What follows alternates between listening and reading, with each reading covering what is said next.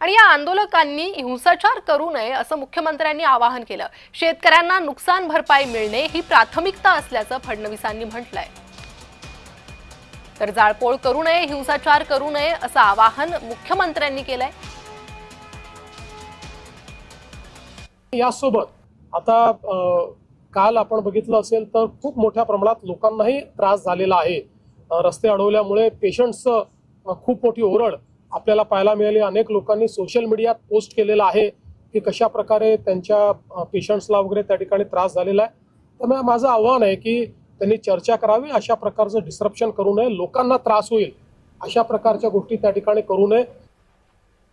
ज्यांचा शेतमाल पूर्ण पावसामुळे त्या ठिकाणी झोपलाय, तो खराब झालेला आहे, शेती खराब झाली आहे, पहिले त्यांना मदत करायची की पहिले बँकांना मदत करायची, हा महत्त्वाचा प्रश्न आहे। म्हणजे शेवटी आपण हे बघितलं तरी आपण जेव्हा कर्जमाफी करतो त्यास ते पैसे बँकांना जातात, त्याचा थेट शेतकऱ्याला काही लाभ मिळतो असं नाहीये।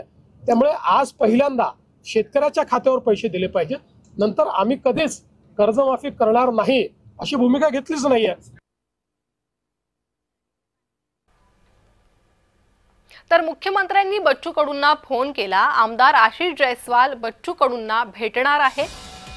तर सरकारकडून प्रयत्न होत आहे बच्चू कडू यांच्याशी संवाद साधून त्यांच्या मागण्या पूर्ण करण्यासाठी साधक बाधक विचार करण्याचे।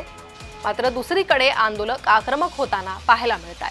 मुख्यमंत्र्यांचा बच्चू कडूंना फोन, संवादासाठी चर्चेसाठी प्रयत्न होत आहेत सरकारकडून।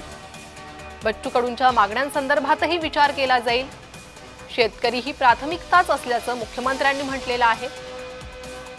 त्यामुळे या सर्व संवाद होतात का आणि या चर्चेनंतर बच्चू कडू काय भूमिका घेतात हे पाहणं महत्त्वाचं असणार आहे। मात्र सध्या तरी नागपुरात बच्चू कडूंचं हे आंदोलन पेटलेलं आहे।